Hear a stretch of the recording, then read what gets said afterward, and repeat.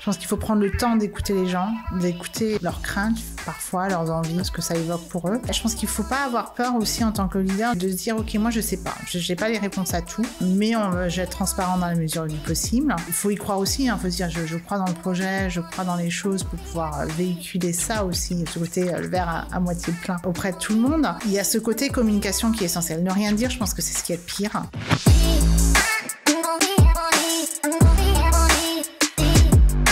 Si vous êtes leader marketing et que vous avez un projet d'expansion internationale en 2025, vous allez faire face à un gros challenge qui est la gestion de votre website en multilingue. Entre les allers-retours interminables sur la traduction, la gestion de projet et le SEO, c'est un process qui peut être long, coûteux et qui peut vous faire perdre des précieux points de conversion. Mais heureusement, il existe une solution pour ça, c'est Weglot. Weglot, c'est une solution de traduction en no-code qui vous permet d'avoir un site multilingue et optimisé SEO en quelques minutes seulement. Ils équipent plus de 110 000 sites web dans le monde et vous permettent, en plus de la traduction automatique, d'avoir une révision humaine, ce qui vous permet d'avoir du contenu de qualité, à budget optimisé et sans dépendre de votre équipe IT. Si jamais vous souhaitez en savoir plus, il y a 3 choses à faire. Déjà, premièrement, vous pouvez aller écouter l'épisode de Conquête que j'ai fait avec Eugène, le CMO de Weglot. Je vous mets le lien dans la description. Deuxièmement, vous pouvez aller visiter le site web de Bulldozer si vous voulez voir à quoi ça ressemble puisque nous sommes clients Weglot depuis déjà quelques temps. Et enfin, grâce au code Bulldozer15, vous pouvez bénéficier de 15% de réduction sur votre première année d'abonnement. Merci à eux d'être partenaires de Conquête et bonne écoute. Salut Peggy. Bonjour, Norman. Alors, toi, parcours assez intéressant, qui est un peu différent de la majorité des personnes, notamment que j'ai eu dans mon podcast. Donc, tu as un parcours qui est à la fois très international, tu as eu une grosse partie de ton parcours aux US, et avec un mix entre de la scale-up du grand groupe. Et du coup, moi, ça m'intéresse pour commencer que tu puisses partager ce qui, pour toi, et tu vois, ce qu'en France on devrait prendre des US et ce que les scale-up devraient prendre des grands groupes et inversement. Enfin, souvent on dit ce que les grands groupes devraient prendre des startups, mais ça m'intéresse aussi tu vois, d'avoir le pendant inverse. Donc ouais, pour commencer, ça m'intéresse d'ouvrir la conversation à ce sujet-là. Très bien, avec grand plaisir. Donc, c'est vrai que j'ai navigué entre plusieurs univers, ce côté déjà très international. Pour la petite histoire, on a tendance à dire que je suis la plus américaine des Françaises et la plus française des Américaines, tout en ayant finalement habité dans 7 pays sur 5 continents. Donc, il n'y a pas que les États-Unis. Oui. L'international, c'est dans mon ADN depuis que je suis enfant, en fait. Et pour moi, c'est inconcevable que ce soit autrement. Donc, j'ai toujours cherché des boîtes qui me permettaient d'avoir cet environnement-là. Donc, forcément, au tout début, c'était la grosse boîte. Et après, je suis repartie sur du tout petit, où on a démarré dans une cuisine. J'étais l'employée 50 d'une boîte qui est très connue maintenant dans le voyage en France. Et après, j'ai navigué vraiment, j'ai grandi avec eux, j'ai fait de la scale-up, je suis repartie sur du très très grand groupe, là pour le coup, des dizaines de milliers d'employés. Et pour repartir sur une business unit intra-entrepreneuriale en fait. Et donc c'est vrai que j'ai passé quelques temps à faire ces allers-retours parce que j'aime les deux. Je pense qu'il y a vraiment du bon à tirer des deux côtés. Déjà, je pense que c'est vrai que comme tu dis, on dit toujours les grands groupes devraient prendre le côté entrepreneurial, on fait les choses des startups et des scale-up. Et c'est vrai parce que tu vois, forcément, ça va plus vite. On n'a pas 10 personnes à convaincre, on va en avoir 2, ou alors soi-même. Et puis, et on va le faire et on va pas penser toujours à toutes les conséquences, etc. Et c'est ça qui est génial parce qu'on est dans ce mode itération et il y a une certaine énergie qui s'en dégage si on aime cet environnement-là. Tout le monde n'est pas fait pour cet environnement-là. Donc ça, c'est vraiment ce qui est génial. Et inversement, les grands groupes apportent en fait énormément de choses qui sont appréciables également. Il y a une certaine cohésion. Souvent, si on a un bon leadership, je pense qu'un leadership fort dans ces groupes-là est encore plus important. Mais il y a une certaine structure, une certaine organisation qui font que, en fait, les choses avancent. Et quand il y a une machine qui se met en route, c'est une vraie machine. C'est pas 2 personnes autour d'une table, etc. Les choses sont structurées. Il y a un ordre en fait des choses qui se font et c'est ça qui est intéressant. Alors on le change toujours, cet ordre il peut changer, il peut évoluer, mais cette structure elle est extrêmement importante et je pense que souvent les scale-up peut-être pas les startups, mais les scale-up ont besoin de cette structure à un moment donné. De pouvoir se dire, c'est ça le process. Il faut parler de process. Je sais que c'est souvent un mot qu'on n'aime pas trop dans les scale-up et dans cet environnement-là, mais c'est vrai. Et finalement, ça contribue au bien-être des gens également. Et moi, ce qui m'a frappé quand je suis retournée sur des plus petites boîtes, et notamment françaises, on avait une très mauvaise image des grands groupes. Et je leur disais, mais vous savez, en fait, il y a énormément d'avantages à être dans des grands groupes, même pour les salariés. Donc, arrêtez d'avoir cette mauvaise image, parce que quand on parle de bienveillance, souvent, elle est encore beaucoup plus présente dans les grands groupes que dans les scale-up, les startups. Donc, il y a vraiment des images qui se confrontent. Il y a deux environnements où on a l'impression que c'est opposé, alors qu'il y a des superbes choses à prendre vraiment des deux côtés. Ok. Et sur le côté culture américaine versus française? Alors ça, moi, voilà, je pense que je suis de culture très américaine, donc j'ai un œil très critique en fait sur une culture française. La culture américaine que j'adore et qui me parle, c'est ce côté positif, let's go, on y va, on le fait, let's do it, c'est vraiment ça. Et en même temps, il y a un côté très moi, ce qui m'a frappé, je me rappellerai toujours d'une expérience que j'ai eue où, pour la première fois de ma vie, j'ai dû licencier un employé américain. Et je m'attendais à ce que ça se passe un peu à la française, voilà, pas très bien, c'est très tendu, etc. Et là, la personne, elle me remercie. Elle me remercie pour lui donner sa prochaine opportunité. Et là, je me suis dit, mais en fait, c'est fou, c'est poussé à l'extrême, mais c'est cette notion-là, en fait. Ils sont déjà dans l'après, ils sont déjà en train de se dire, c'est quoi la prochaine opportunité? Et c'est ça qui est génial avec la culture américaine.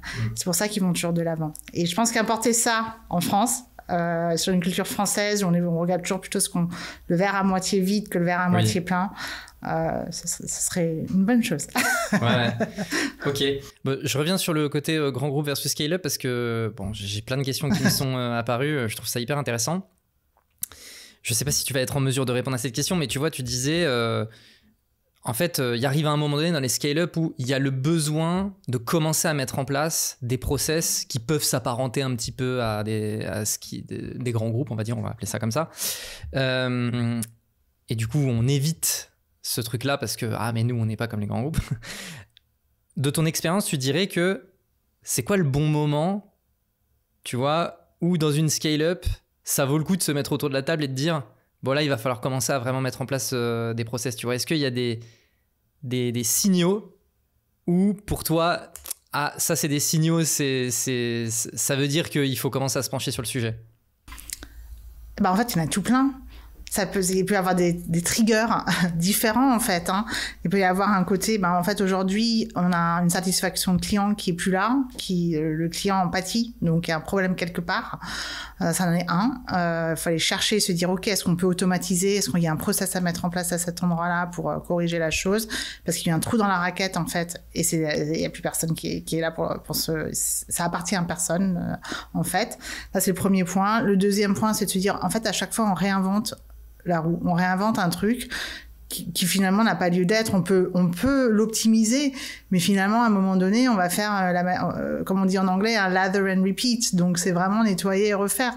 Donc c'est cette processisation finalement qu'il faut qu'on mette en place, qu'on perd de l'énergie à chaque fois, repartir de nulle part parce que c'est documenté personne, parce qu'il y a eu de nouvelles personnes qui sont arrivées et elles vont réinventer quelque chose, une manière de faire, alors que ça existait déjà et c'était peut-être déjà mieux fait avant. Donc, une perte de temps à tous les niveaux. Donc, en fait, chaque élément va être différent finalement. Et les triggers vont être différents, mais il y en a une foultitude. Si on se rend compte que les équipes, que ça devienne des affaires de personnes, de personnalité de personnes et pas d'entreprise en fait, de sujet d'entreprise, c'est là qu'on se dit mais en fait toi tu parles pas à un tel parce que t'as pas envie de lui parler, mais en fait le process voudrait que tu parles à cette équipe là, enfin que cette équipe et cette équipe collaborent.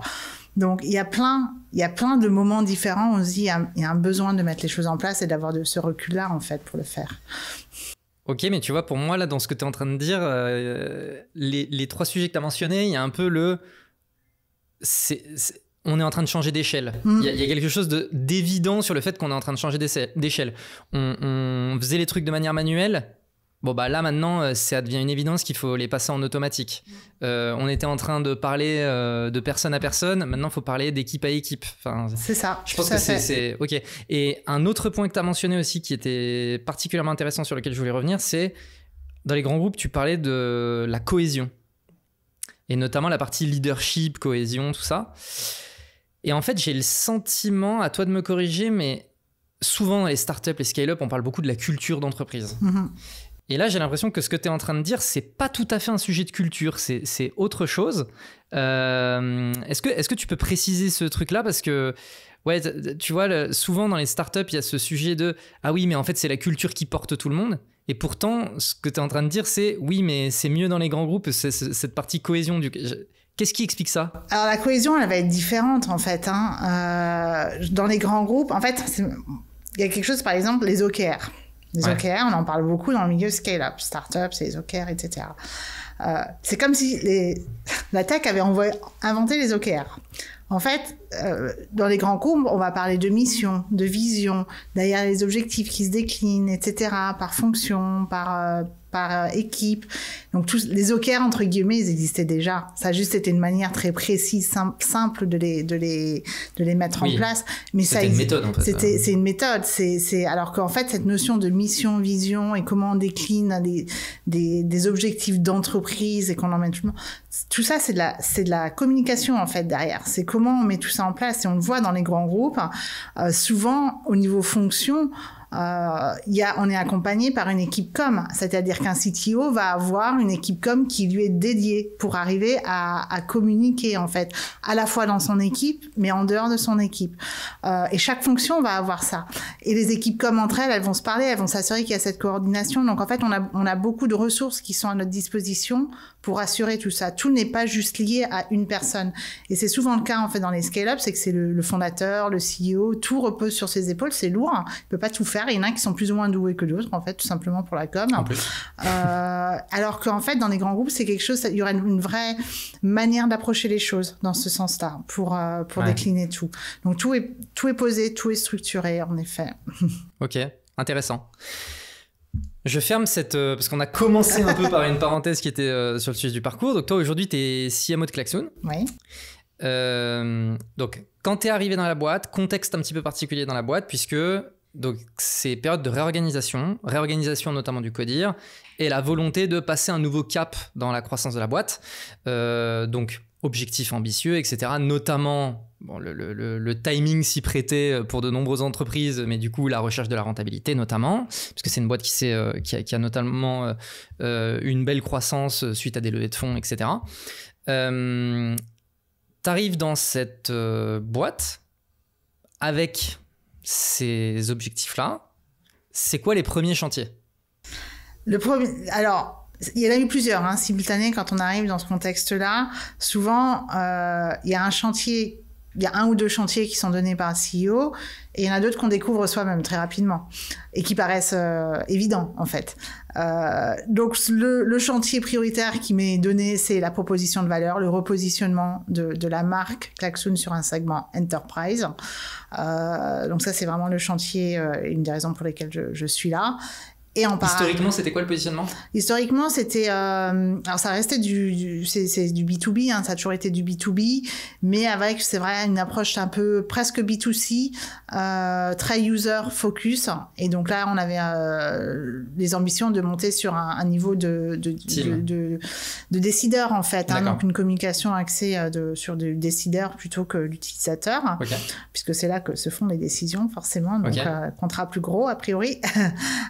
Donc ça, c'était vraiment la première mission, sachant que derrière, quand on arrive dans une entreprise, il y a une équipe, il y a des gens qui sont là, il y a une équipe qui est là, donc il y a un projet équipe en fait aussi à mettre en place, surtout quand ils viennent de passer une période parfois compliquée, qui a pu s'étendre un petit peu sur plusieurs mois, etc. Donc il y a un vrai besoin déjà de comprendre quelles sont les personnes, quelles sont les capacités, les compétences qu'il y a, et comment justement un peu structurer ça pour arriver à livrer la mission qu'on m'a donnée, en fait.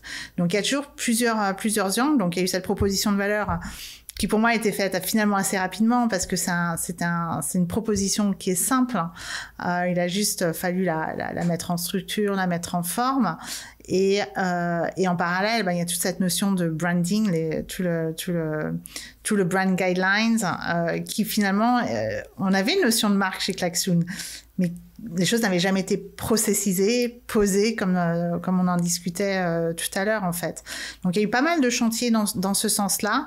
Et en plus, moi, je suis issue du marketing produit, j'y ai passé beaucoup de temps.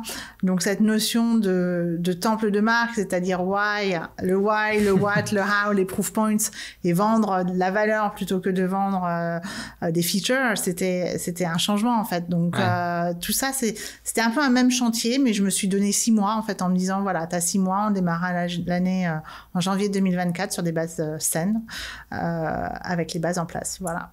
Ok. Pour comprendre proposition de valeur, si tu devais résumer la proposition de valeur de avant et la proposition de valeur de maintenant, pour qu'on puisse un peu avoir en tête le changement. Alors celle d'avant, elle a beaucoup changé. Dans le temps, elle a beaucoup changé. Je pense que si les gens connaissent Klaxoon avant, on parlera beaucoup de The Workshop Company ou alors The Meeting Revolution. Certes, ça reste d'actualité, hein. Il y a toujours cette notion de workshop et de meeting. Par contre, aujourd'hui, on est beaucoup plus sur la collaboration, la collaboration visuelle.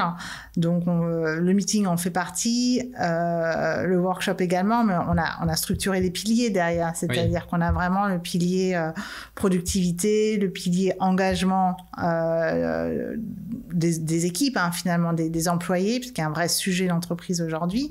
Et la partie innovation, parce que c'est la collaboration qui amène l'innovation. Donc, une vraie structure qui s'est mise en place, et forcément, de façon inhérente, il y a les meetings et les workshops derrière. Oui, finalement, le côté workshop et meeting, c'est des modalités au service de votre mission, quoi. Enfin, voilà, c'est ça. Ok. Donc, il fallait remonter d'un niveau, en fait. Ouais, ok. De plusieurs.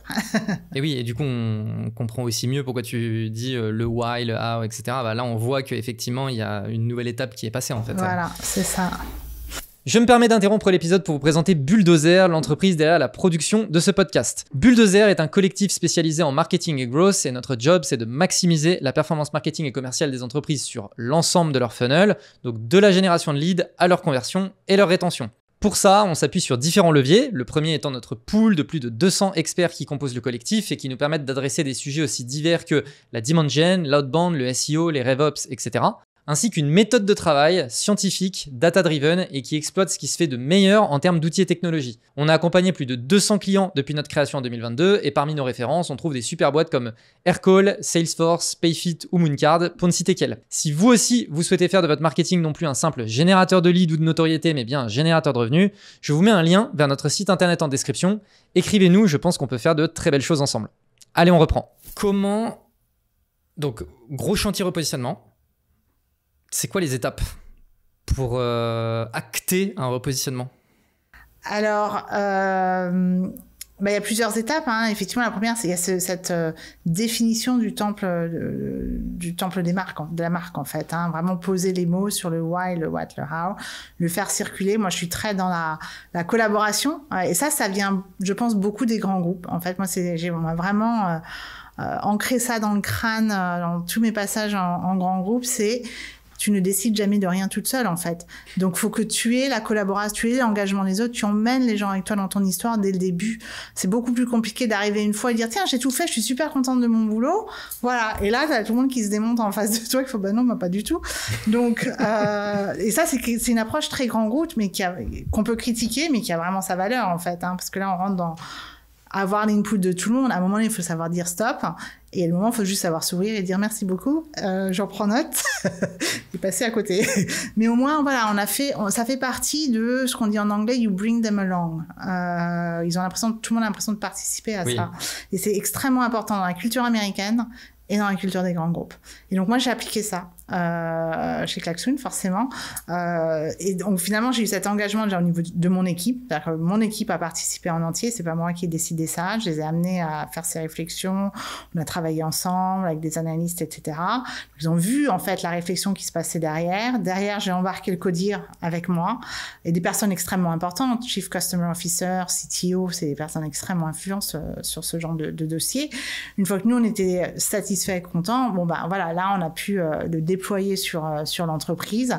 Je dis pas que tout le monde a tout de suite compris tout, et voilà, c'est comme ça. Mais derrière, il a fallu ensuite ancrer ça et se dire à chaque fois qu'on écrit quelque chose, est-ce que je retrouve ça? Est-ce que je retrouve mes messages que j'ai dans mon message temple? Est-ce que c'est ça? Est-ce que c'est aligné? Parce que moi, derrière, je vais pas passer mon temps à vérifier tous les mots que tout le monde écrit à partir du moment où on a défini la base. Parce que c'est ça l'objectif aussi, c'est de rendre les gens indépendants. Oui. C'est complètement ça. Et donc, il y a ces étapes-là. Et une fois que... Alors, ça prend du temps. Mais à un moment donné, on dit, bah voilà, en fait, faut prendre le temps d'expliquer aussi, de dire, bah non, je suis pas d'accord sur ce que tu as mis là sur un fond, sur un salon ou sur, je sais pas moi, le site ou qu'importe. Parce que regarde, si je ressors mon message temple, ça correspond pas. Oui. Donc, on va refaire, mais en prenant ces éléments-là. Donc voilà, c'est un peu ça, ces premières étapes. En parallèle, on voit qu'on a sorti une proposition de valeur qui est alignée avec ce message temple. Et derrière, naturellement, on se dit, mais en fait, notre marque, nos brand guidelines, c'est plus très aligné avec ce qu'on vient de dire. Et pourtant, Dieu sait que toucher à la marque Klaxoon et au look and feel et au brand, enfin, ce qui avait été fait, c'était le côté presque le plus émotionnel qu'il pouvait y avoir chez Klaxoon. Ben, c'est les équipes elles-mêmes qui l'ont amené sur le terrain. Donc c'est fabuleux parce que c'est qu'ils sont emparés eux-mêmes de ce besoin de rafraîchir, d'aligner tout. On voit par nous-mêmes que c'est plus aligné et voilà quoi. Ok. Et derrière, le côté opérationnel, puisque tu mentionnais aussi, après il y a les salons, le website, etc., etc. Et du coup, d'un point de vue de temporalité. On se met d'accord du coup sur les nouvelles propositions de valeur, le nouveau brand guidelines, etc. Donc on acte complètement ces éléments-là. Et ensuite, on dispatch, ok, il faut que ça se retranscrive sur le website, les salons, etc. Alors, ça se fait... Moi, j'ai pris l'optique de le faire au fur et à mesure. J'ai dit, on va pas faire un Big Bang, en fait, parce que ça va nous ralentir. On n'est pas assez gros pour faire un Big Bang. Il faut que ça sorte, parce qu'on reste dans une scale-up, donc il faut que les choses s'avancent. Moi, en tant que nouvelle CMO, on a des attentes sur moi aussi. Il faut voir les choses sortir. Je peux pas attendre 1 an avant de sortir des choses. Donc non, quand c'est prêt, on le sort. Et progressivement, on aligne tout en fait. Le website, par exemple, on a fait une première passe sur juste du wording en automne. Et puis voilà, ça fait on est en janvier là, décembre janvier, on a sorti vraiment la nouvelle version qui est alignée avec tout le reste en fait. Mais c'est ok parce que finalement le website il tournait, enfin voilà, il y avait des choses qui progressivement on a mis en place les choses. Par contre la proposition de valeur c'était extrêmement urgent, donc équiper les sales, les former au pitch, à des nouveaux pitchs, s'assurer que tout le monde sache pitcher dans la même direction, priorité P0 quoi, parce que il faut qu'ils aillent vendre. Oui. La lead gen pareil quoi, il faut que les messages soient pertinents, qu'ils soient cohérents avec tout ce qu'on met en place. Donc voilà, il y a des priorités qui se font comme ça au fur et à mesure, mais surtout le côté Big Bang, c'est la meilleure manière de jamais sortir quelque chose. Enfin, c'est un peu comme ça que je le vois. Oui, particulièrement dans les scale-up en plus. Ok. Donc ça, on comprend bien ce sujet repositionnement. Moi, j'aimerais qu'on parle de 2 impacts majeurs que ça a. C'est le premier sur l'acquisition. On a commencé un petit peu à en parler, la partie lead gen.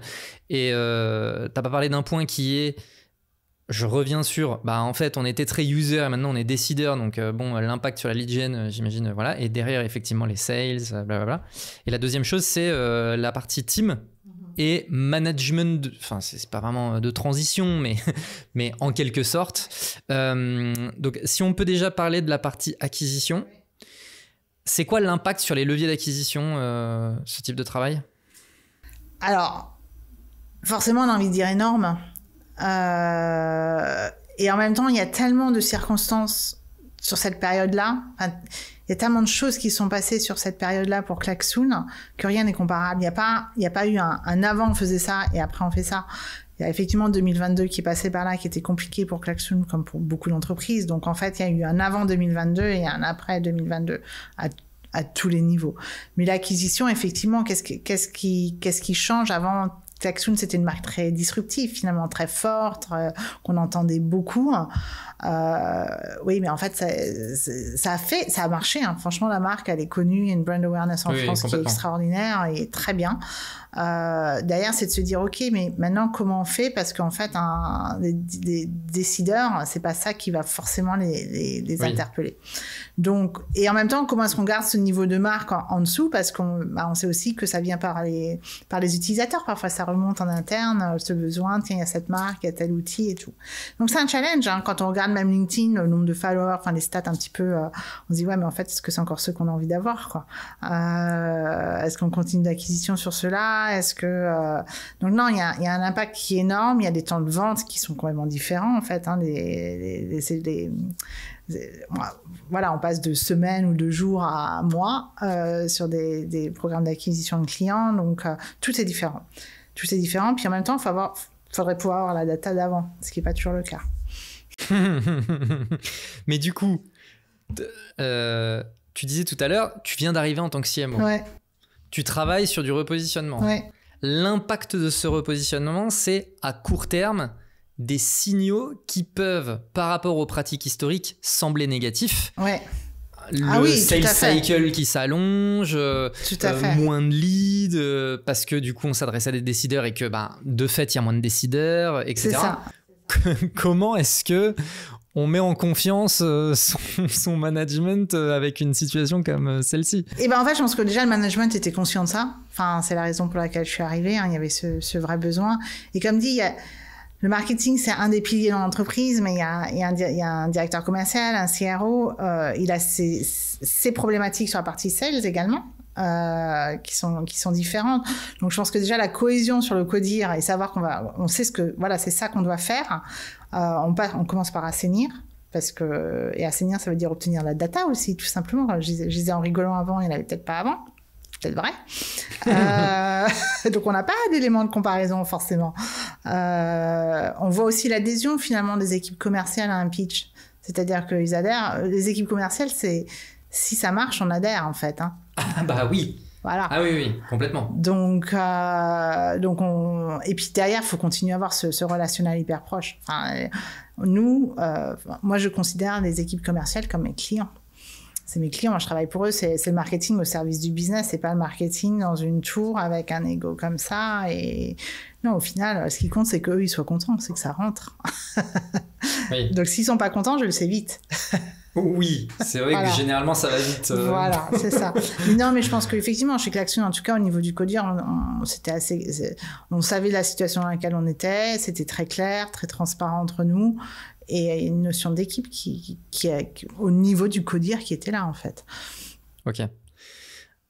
Deuxième sujet, donc sur l'équipe, le management, la motivation. Mm-hmm. Je vais donner un élément de contexte supplémentaire, quand même, dont on n'a pas parlé jusqu'à maintenant, c'est que du coup, Klaxoon vient d'être acheté.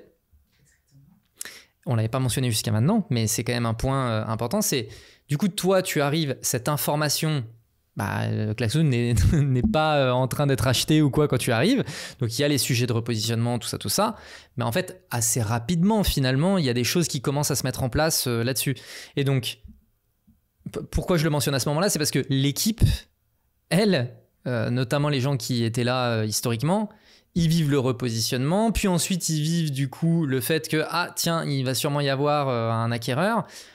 Comment est-ce que toi, tu arrives à porter ce sujet-là et en termes de management, comment gérer ça? Ouais. Alors déjà en fait, tout simplement, je pense que j'ai appliqué finalement ce que j'ai appliqué quand je suis arrivée. Je pense qu'il faut prendre le temps d'écouter les gens, d'écouter leurs craintes parfois, leurs envies, ce que ça évoque pour eux. Et finalement, quand je suis arrivée chez Klaxoon, une des choses que j'ai fait, entre guillemets, c'est un diagnostic de tout, y compris l'équipe. Mais je le fais en passant du temps, en one-to-one, en posant des questions. On m'a dit après, on m'a jamais demandé ce que je voulais faire. Oui, en fait, déjà, qu'est-ce que tu aimes faire? Ça sera plus facile pour te replacer là où ça a du sens, en fait, pour tout le monde. Donc il y a je pense qu'il faut pas avoir peur aussi en tant que leader de se dire ok, moi je sais pas, j'ai pas les réponses à tout, mais je vais être transparent dans la mesure du possible. Ce qu'on fait, et il faut y croire aussi, faut se dire je crois dans le projet, je crois dans les choses pour pouvoir véhiculer ça aussi, ce côté le verre à moitié plein auprès de tout le monde. Mais il y a ce côté communication qui est essentiel. Ne rien dire, je pense que c'est ce qui est de pire. Surtout sur une scale-up où finalement les murs ils ont des oreilles, tout se sait. Donc voilà, faut pas essayer de cacher les choses. Oui, effectivement, on a mandaté une banque d'affaires. Effectivement, il y a des discussions qui sont en cours. Et c'est rassurant aussi de pouvoir donner un petit peu de transparence. Après, il y a des moments où il n'y a pas de transparence à avoir. Il y a des détails qu'on ne donnera pas. On peut pas les donner, c'est pas le moment. Ça fait partie du process. Oui, et puis mais derrière, des informations confidentielles, ne serait-ce que ça. Mais c'est ça, exactement. Mais après, il y a un côté aussi confiance que l'équipe a en moi, par exemple. Quand je leur dis quelque chose, je leur dis, mais je peux pas vous le dire, mais voilà ce que je peux vous dire. Ou on vous le donnera en temps et en heure. Donc ça dépend toujours de la relation qu'on a avec ces équipes. Si à la base, ces équipes me font confiance, elles me font confiance sur ce process-là également, quoi. Donc non, la communication, elle est importante. Elle est très, très importante. Et encore aujourd'hui, maintenant que le rachat est fait, oui, on commence à travailler avec l'entreprise qui est américaine, justement. Est-ce qu'on a de la vision? Surtout, absolument pas. Mais c'est important de le dire, en fait. Et de donner parfois une lecture que la position et la maturité permet de donner, en fait. Si vous avez quelqu'un qui a 27 ans et vit sa première acquisition, c'est plus compliqué pour que quelqu'un qui l'a déjà vécu par ailleurs 1 ou 2 fois, quoi. Oui, puis... Il faut dédramatiser, en fait. Ouais, puis le côté... il y a des zones d'ombre, mais même pour toi, en fait. C'est ça. Il y en a pour tout le monde. Et c'est OK. En fait, oui, c'est complètement OK. C'est OK. Et moi, c'est vraiment ce que je dis à mes équipes, c'est go with the flow. De toute façon, le process, il est enclenché. Les choses vont se faire. Donc, freiner, se bloquer, c'est le pire qu'on puisse faire, en fait. On va se faire du mal à soi, ça n'a pas de sens. Surtout que c'est sans doute une très belle opportunité, en fait. Donc, ça peut être des opportunités de croissance pour individuel pour les gens. C'est énormément de choses. Donc, être ouvert et vraiment cette notion de go with the flow, prendre les choses comme elles viennent et les apprécier, je pense que c'est essentiel, en fait. Et du coup, côté structuration d'équipe, comment est-ce que l'équipe, elle s'est restructurée, donc avec le repositionnement, mais aussi potentiellement en anticipation de cette opération financière, mais comment est-ce que l'équipe s'est restructurée? Et il y a l'équipe marketing, mais il y a aussi l'équipe au sens large, parce que comme tu disais, aujourd'hui, tu considères que les sales, c'est tes clients, donc comment est-ce que les choses ont évolué sur ce sujet? Par rapport à l'acquisition, c'est trop tôt pour en parler. Et par contre, en effet, quand je suis arrivée, j'ai mis en place une structure marketing. Il y avait une superbe équipe communication. Ils ont bien fait le job d'ailleurs pendant des années. Mais il n'y avait pas forcément une structure marketing. Donc le marketing, c'est pas que de la communication. La communication, c'est un des piliers du marketing un petit peu, ou des équipes. On dit souvent marketing et communication. C'est vrai. Mais donc c'est un pilier, ou c'est inclus ou c'est séparé, mais c'est un des piliers. Donc le marketing, forcément, vu mon background, je pouvais pas oublier le marketing produit, les business insights, c'était pas possible. Donc pour moi, j'y crois tellement, je pense que c'est une vraie valeur. Donc c'était de se dire, ok, donc maintenant on va quand même regarder ce qui se passe en dehors. Il y a des concurrents, il y a des tendances de marché, il y a plein de choses. Donc ça, il faut qu'on ait une approche outside in. Donc il y a un premier pilier à mettre en place. Pour moi, c'était la partie Business Insights qui vraiment alimente le reste de toute l'équipe. Ensuite, il y a le marketing produit qui, là aussi, va alimenter à la fois la tech. Donc, on va casser le silo là entre la tech et le marketing. Et qui va alimenter le reste de l'équipe marketing, qui va alimenter la communication. Donc, tout ce qui est... tout ce qui est campagne, événements et tout, tout vient de cette notion de Business Insights et de marketing produit. Et qui alimente derrière l'acquisition. toute la partie digitale. Donc, tout doit vraiment se tenir. Quand je parle de process, il faut reprendre les choses, même sur l'équipe, au sein du marketing. Comment chacun travaille entre eux. Moi, j'ai fait un exercice avec toute l'équipe 3 mois après être arrivée en disant, OK, maintenant, vous voyez un peu, on a chacun notre place. Vous savez comment travailler ensemble? Non, on ne sait pas. On va faire ce que j'appelle le MOO, le Mode of Operations. J'ai dit, OK, donc toi, marketing produit, qu'est-ce que tu donnes à l'équipe communication et qu'est-ce que tu reçois de l'équipe communication? Et toi, l'équipe communication, qu'est-ce que tu donnes à l'équipe acquisition et qu'est-ce que tu reçois d'eux? Et ça, chacun d'entre eux, en fait. Et j'aurais fait plancher dessus au début. Maintenant, réfléchissez. Et ça devient ça, votre process. Donc, au début, c'était un petit peu compliqué. Mais encore aujourd'hui, je dis, mais on a des problèmes avec telle équipe dans l'entreprise. T'as fait le mot avec eux pour comprendre? Parce que le RACI, c'est parfois un peu compliqué, c'est grand. Ça, ah oui, c'est un équivalent du RACI. C'est une espèce d'usine à gaz, parfois. Je suis d'accord. Voilà. Le mou, c'est qu'est-ce que tu reçois, qu'est-ce que je donne. C'est vrai que c'est plus facile. et voilà, ça simplifie les choses et ça permet de les mettre. Moi, je suis très fan des trucs qu'on peut appliquer tout de suite. Donc il y a cette partie-là, et puis ensuite il y a une partie, je pense que la confiance au sein d'une équipe, elle est essentielle, donc c'est un peu mon côté un peu américain aussi qui revient, et le côté grand groupe qui m'a permis de faire ce genre de choses, où je me dis, mais en fait, faut comprendre que tout le monde ne réfléchit pas comme toi, tout le monde n'a pas la même approche des choses, et c'est super, parce qu'on a différentes fonctions dans l'équipe. Le designer, j'ai pas envie qu'il réfléchisse comme la personne au business insight, en fait, c'est pas possible, il va pas bien faire son job. Et ben, il y a des pareil, on parle toujours des tests de personnalité là, MBTI. Pareil, c'est bien, enfin, faut être bien câblé, c'est une usine à gaz, c'est un peu lourd. Il y en a d'autres qui sont applicables immédiatement et qui permettent de comprendre le Gallup, le StrengthsFinder de Gallup. On fait passer toute l'équipe là-dessus. Moi, les boîtes où j'ai été, on l'a fait. Ça faisait partie des projets d'entreprise de mettre tout le monde là-dessus. C'était transparent, ouvert sur toute l'équipe. On savait quel était le StrengthsFinder du grand boss, etc. Mais au moins, on se dit, en fait, lui, il réfléchit comme ça, mais c'est pas contre moi. C'est juste que, en fait, il a besoin de comprendre le contexte et moi, j'ai envie d'avancer. Donc, forcément, on n'est pas câblé pareil. Donc, on revient à cette confiance, en fait, cette compréhension de l'autre, et ça joue, en fait, dans tout, dans l'entreprise. Intéressant. Tu disais qu'il y avait eu un travail avec l'équipe tech. Oui. Ça m'intéresse de comprendre ce que tu as fait avec l'équipe tech. Parce que généralement, le marketing et l'équipe tech, il n'y a pas beaucoup de communication. C'est ça.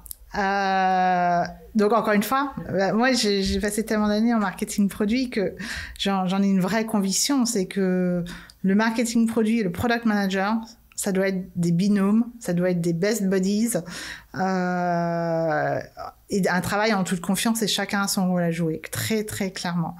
Excuse-moi de te couper, mais du coup là, ton équipe tech, c'est équipe tech and product? Oui, voilà. D'accord. C'est ça, pardon, excuse-moi, j'aurais peut-être dû...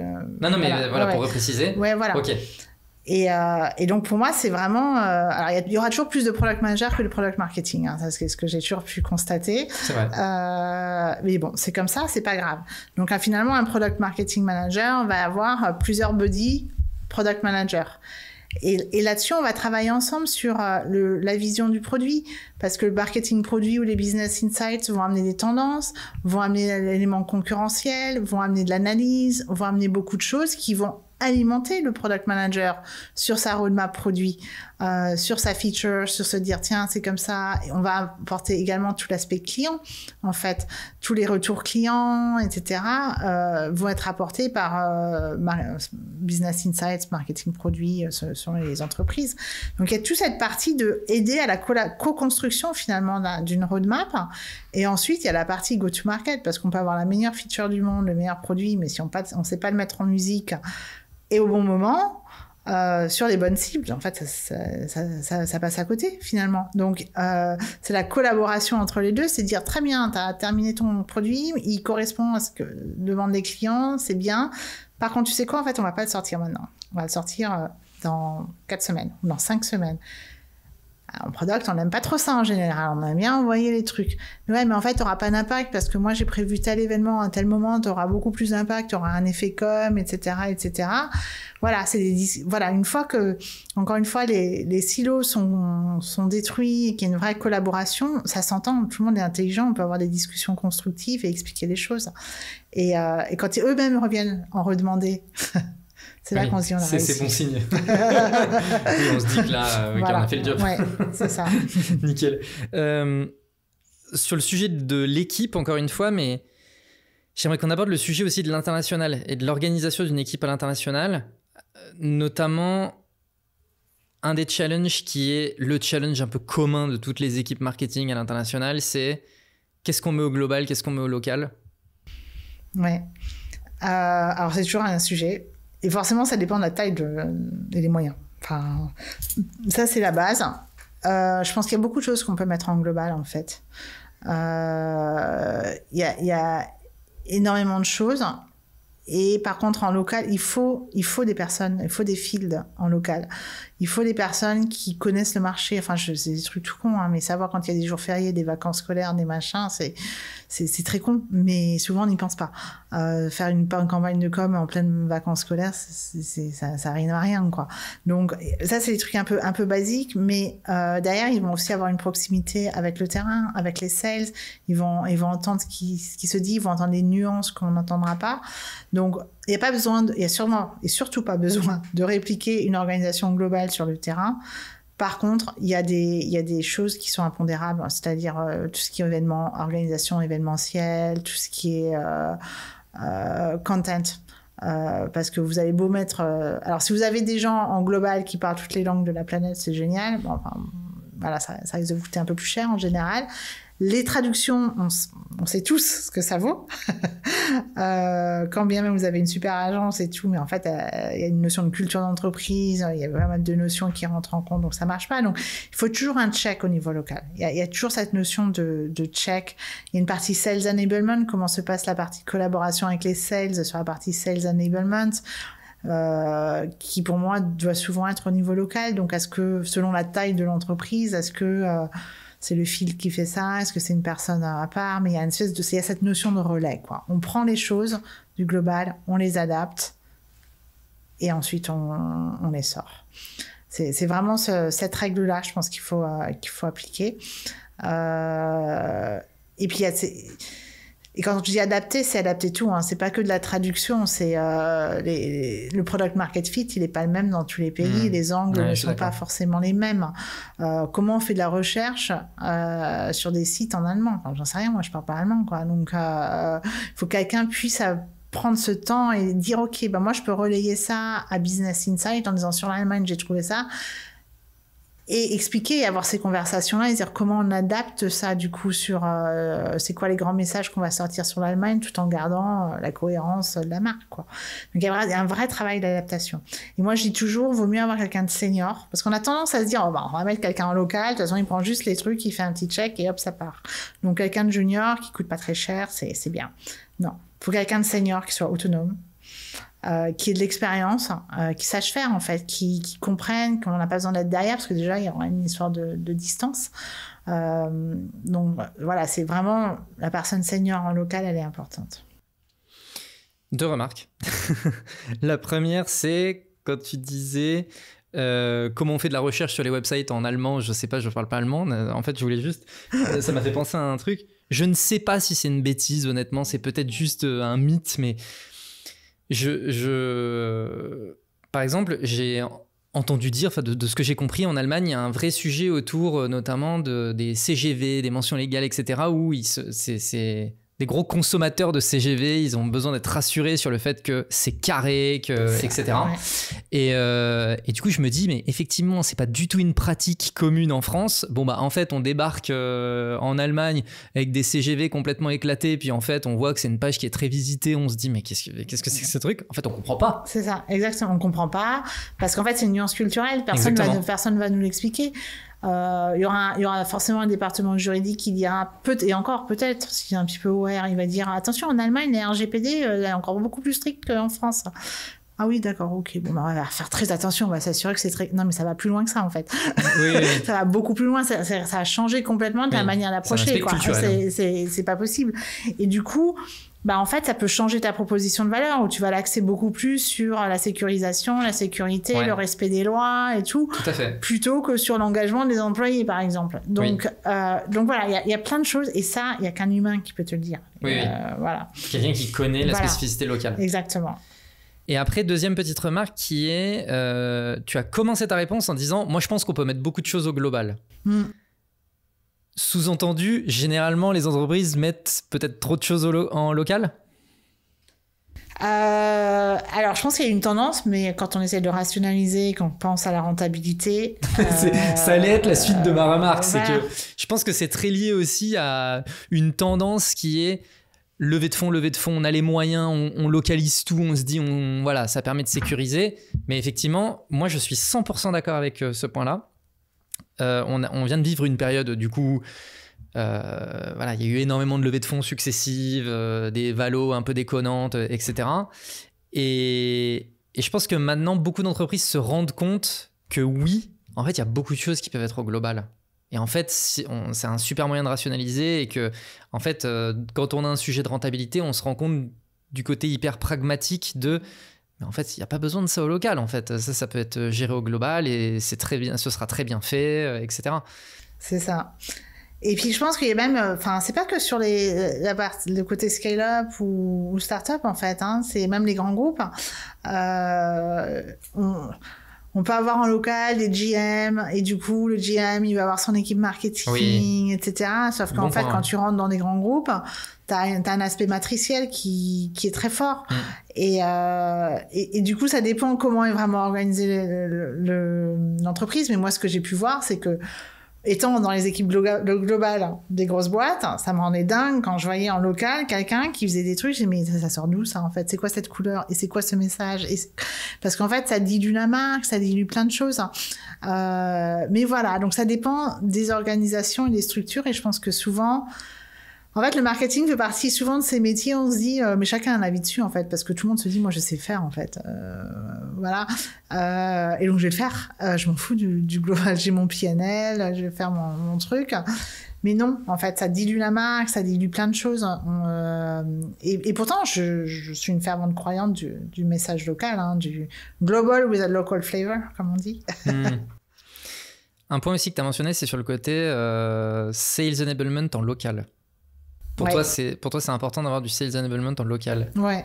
Et j'avoue que ça m'intéresse que tu précises, parce que de mon côté, je suis pas certain que je dirais que c'est une fonction à mettre en local. Ça m'intéresse que tu puisses développer. Alors, encore une fois, le sales enablement en local va prendre ce qui vient du global et l'adapter. Mais il y aura une proximité locale avec des sales, avec des besoins qui vont être donnés par les sales en local, c'est-à-dire une adaptation de pitch, des choses comme ça. Forcément, ça peut se faire qu'en local, en fait. Et remonter ces besoins-là ensuite en global en disant, attention, sur tel marché, il faut qu'on pitch comme ça, il y a ça qui marche pas, ça va, etc. C'est un relais, en fait. Et s'assurer que derrière...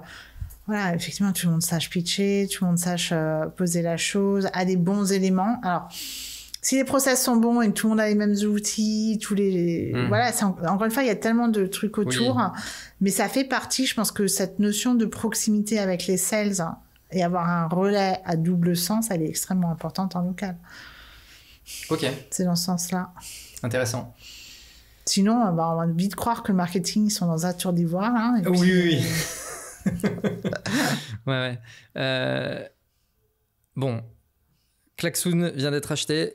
C'est quoi tes prochains challenges? Donc effectivement, on vient d'être acheté. Donc là, il y a une période à naviguer pour tout le monde, en fait, hein, qui est de se dire c'est quoi l'avenir, c'est quoi le futur, comment ça va se définir, comment on continue à motiver les gens, à leur faire voir le verre à moitié plein, à se dire ok, c'est bien, en fait, c'est vraiment bien, c'est une belle opportunité. Ça, c'est forcément, je pense que dans l'immédiat, c'est le plus gros enjeu. Arriver à garder les choses calmes aussi, parce que c'est facile d'avoir d'avoir les choses qui s'emballent en fait et on sait pas d'où ça part et pourquoi en fait. Comme je disais, les murs ils ont des oreilles, donc en fait le moindre mot dans ces périodes-là et alors qu'il y a pas de raison en fait, il y a pas. Oui, il faut rester pragmatique quoi. Exactement. Ok. Et tes prochains chantiers côté marketing, tu sais déjà ce que c'est? Alors dans cette période-là, oui et non. C'est-à-dire que moi, je continue à faire ma mission. Hein. C'est de l'acquisition, c'est accompagner la rétention, c'est descendre dans le funnel. Donc c'est la partie rétention-expansion. Donc les projets sont là. Est-ce que je l'ai fait aujourd'hui à horizon 1 an? Non. Enfin, on est plutôt sur un horizon un peu plus court terme pour se donner cette flexibilité. Donc, je vais pas engager des budgets pour le mois de novembre, sauf si vraiment, enfin, il y a 1 ou 2 salons ici, ceux-là, de toute façon, quoi qu'il arrive, il faudrait qu'on y soit. Mais voilà, c'est se dire, il y a tellement de choses à faire. Enfin, le temps de s'ennuyer, on l'a pas. Hein. Ça change pas. J'imagine que dans cette période, il y a pas le temps de s'ennuyer. Voilà, c'est ça. Et puis, du coup, il y a ce truc de la transition. Enfin, comment travailler avec des nouvelles équipes, comment s'adapter, quels sont leurs besoins. Et puis, alors, ce qui est génial, c'est que c'est quand même une boîte qui, c'est pas une concurrente, hein, c'est vraiment une vraie complémentarité entre les deux produits, les deux boîtes. Donc ça, c'est chouette. C'est pas toujours le cas. Tu as déjà été en contact avec leur équipe market? Bien sûr, oui, quasiment au quotidien, ouais. Ok. Et du coup, là, c'est les sujets de discussion, c'est vraiment comment est-ce que du coup on va créer de la cohérence dans le message, ce genre de choses. C'est ça, cohérence dans le message, cohérence dans la marque, cohérence dans les équipes, dans les process, dans les outils. Enfin, il y a tout à regarder quoi finalement. C'est-à-dire et tout en justement en disant, il faut pas que ça devienne une distraction et qu'on oublie notre raison d'être, quoi, faire du business. Oui, sachant que le merge, notamment sur la partie messaging, etc., n'a pas encore eu lieu. Donc, il ne faut pas non plus oublier qu'il y a un business existant sur la proposition de valeur existante. Exactement. Il faut qu'on continue à vendre, là. Hein. On a des objectifs chacun pour cette année. C'est ça le premier objectif, finalement. Ok, très cool. Super.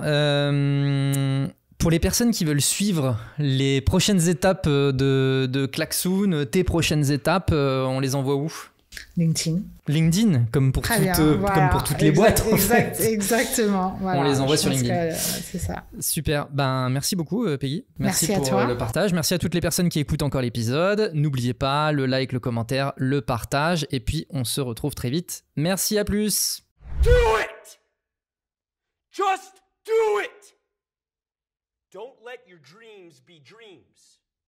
Yesterday, you said tomorrow. So just do it! Make your dreams come true! Just do it!